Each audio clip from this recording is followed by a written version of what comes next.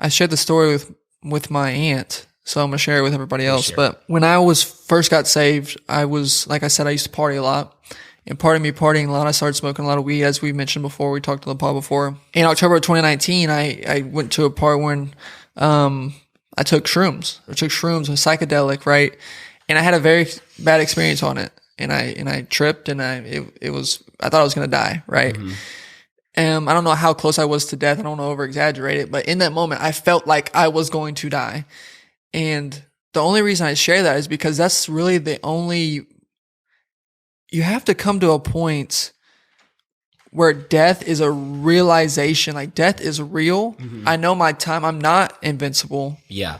I know my time on this earth is numbered. For you to come to a realization like, hey, I need to worry about what's in the afterlife. Mm-hmm. I need to worry about my eternity. Yeah. And in that moment, that was the only thing I had to offer my aunt, and to try to like relate to what she's going through, because we have both experienced it. I'm not going to compare my 1 day or 2 days of trial there to her months and years of going through chemo. But at the end of the day, when I was sitting there feeling like I was going to die, I realized that nothing else really mattered other than eternity. Yeah. That is truly what propelled me forward into understanding what I need to understand. I need to understand who Jesus is. I need to read the Bible. I need to understand what sin is. I need to understand what this is all about. Because if I die tomorrow, because I felt like I was going to die that day. And if I die tomorrow, I don't know if I'm going to heaven. Yeah. Prior to that, I felt invincible. I'm doing all this stuff. I've never really had any struggle prior to that, right? I've never had anything hard, anything bad go my way. I just wanted to share that because I don't want to be somebody who's preaching to somebody about suffering, and I think have that. I think you're hitting it right on the head. I think when we don't have a good understanding of eternity, when we don't have a good grasp on that, when we lose sight of that, it gets so easy to trade what we want most for what we want right now. And Paul says this. I opened my Bible because I wanted to read it verbatim. Come on. Romans chapter 8, verse 18. Romans 8 is probably my favorite chapter in the whole Bible, right next to Luke 15. But Romans chapter 8, verse 18, Paul says this. He says, "For I consider that the sufferings of this present time are not worth comparing with the glory that will be revealed in us." That's what Paul says. I don't consider that the suffering of this moment is even worth comparing with the glory that will be revealed in us. If you want to talk about somebody who suffered, the Apostle Paul suffered over and over. I mean, the dude was literally stoned, and not the way you were stoned that night. I mean, they threw rocks at him. Come on, I had to make the joke. That was good. Thank you. But the dude they threw rocks at him until the point he was almost dead. And he did die to a certain extent. Many people think he did, but he was resurrected. And not so many people don't even know that about the Apostle Paul. The Apostle Paul has been quite literally to the edge of the abyss and back.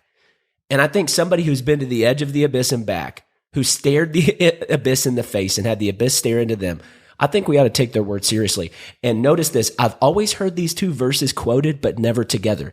That was verse 18. This is the verse that follows, verse 19. "For the creation waits with eager longing for the revealing of the sons of God."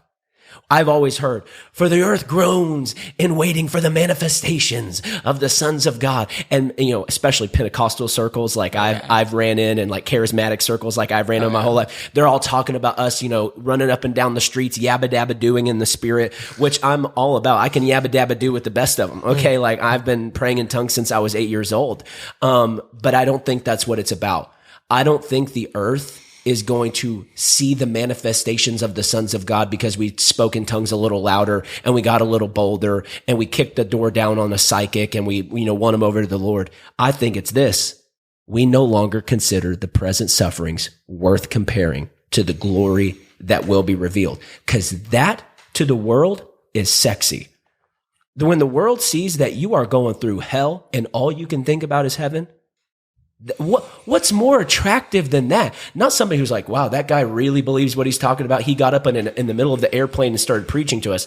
Most people find that annoying. But when they watch you suffer, they watch you walk through hell and all you can talk about is heaven, that's like, okay, you got something I don't, bro. What is going on in your life? And that is what Paul is saying. He says, I don't even consider it worth comparing to the glory that's going to be revealed. There's always glory to be revealed, which the irony of the glory to be revealed means it's not yet been revealed, right?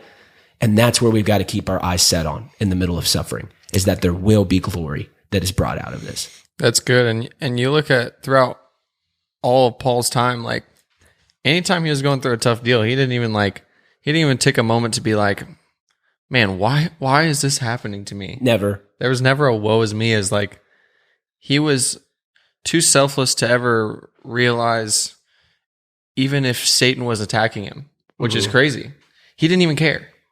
Of course he is. What's it to me? Yeah. Right? I'm just going to, I'm shipwrecked. I'm on an island. Well, I'm going to save these people. Yep. Bump it. I don't care. You know what I mean? Bump it.